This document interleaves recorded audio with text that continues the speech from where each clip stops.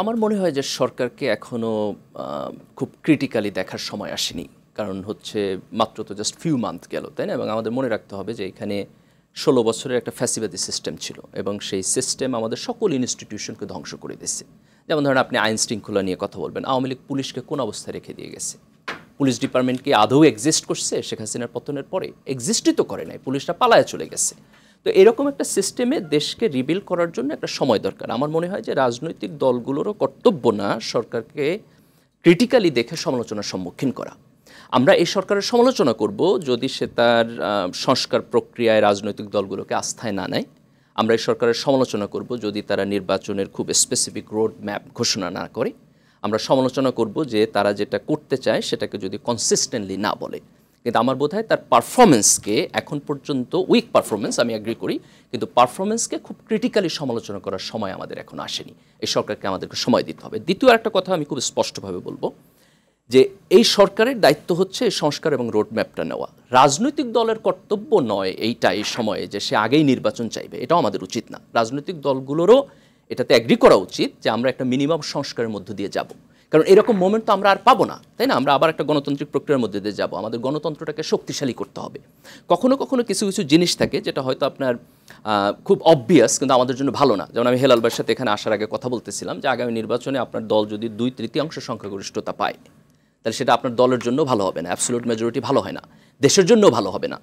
তো হেলাল ভাই প্রশ্ন করতেছেন গণতন্ত্রে পাইলে আমি কী করবো, তাই না? Very correct question. ধরেন আমি একটা ডেমোক্রেটিক কোর্সে গেলাম, হেলাল ভাইয়ের পার্টি হচ্ছে 280 আসন পায় ক্ষমতায় আসলো, তো দেশের জন্য তো সেটা ভালো হবে না। তাহলে ভালো না হলে আমাকে কী করতে হবে? আমাকে আলাপ আলোচনা করতে হবে। কোনো কিছুই তো অ্যাবসলিউট না, তাই না?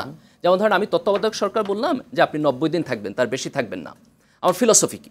তত্ত্বাবধায়ক সরকারও তো গণতন্ত্রে থাকা উচিত না, অনেক আপনার বড় বড় দেশে তো নাই। কিন্তু আমরা কেন আনলাম? কারণ আমাদের সিস্টেম কাজ করে না। রাজনৈতিক দলগুলো ক্ষমতায় গেলেই নির্বাচনকে বায়াস করতে চায়, এই কারণে আমি আনলাম। আমি বললাম যে ঠিক আছে আপনি 90 দিন থাকবেন। 90 দিন কেন? যেহেতু আপনি অনির্বাচিত, আপনি খুব লম্বা সময় থাকবেন না। তা আমি তো একটা সলিউশন বের করলাম। তাহলে আমরা এখন একটা ক্রিটিক্যাল সময় আছি। রাজনৈতিক দলগুলোকেও দায়িত্ব নিতে হবে যে এই গণ অভ্যুত্থান তার, এই তরুণদের আকাঙ্ক্ষা তার, এই সংস্কার তার, এই নির্বাচন তার। একইভাবে এই সরকারকেও দায়িত্ব নিতে হবে, সংস্কারও সরকারের, নির্বাচনও সংস্কারের। দেখেন এটা খুব আনফর্চুনেট হবে যে আমাদের অন্তর্বর্তী সরকার যদি মনে করে যে তার কাজ হচ্ছে ইনফাইনাইট টাইম ধরে সংস্কার করা, আর আমরা রাজনৈতিক দল যদি মনে করি আমার কাজ হচ্ছে আগামীকালকে নির্বাচন দেওয়া, তাহলে দুইটাই হচ্ছে ভুল। এটা দেশপ্রেমিকের দায়িত্ব না। দেশপ্রেমিক হলে অন্তর্বর্তী সরকারেরও দায়িত্ব হচ্ছে সংস্কার এবং নির্বাচন এই দুইটাকে একসাথে করা। রাজনৈতিক দলেরও দায়িত্ব হচ্ছে সংস্কার এবং নির্বাচন দুইটা একই সাথে করা।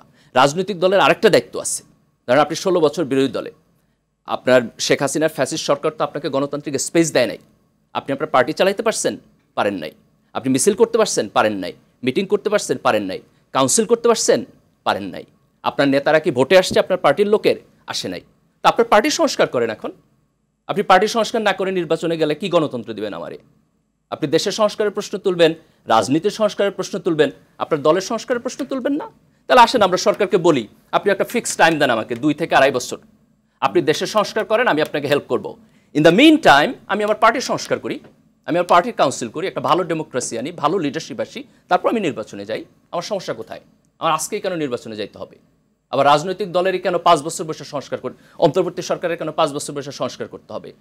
কেন আমরা আজকে এইরকম একটা সিচুয়েশনে দাঁড়াইয়াও যার যার পার্টি গেম খেলবো? কেন আমরা অ্যাগ্রি করতে পারি না যে আসেন আমরা 2-2.5 বছর সময় নেই, আমি আমার পার্টি সংস্কার করি, আপনি দেশ সংস্কার করেন, সবাই সৎ থাকি, স্পষ্টভাবে কথা বলি, কোনো অ্যাম্বিগুইটি না রাখি, এবং তারপর আমরা সবাই মিলে একটা গণতন্ত্র করি।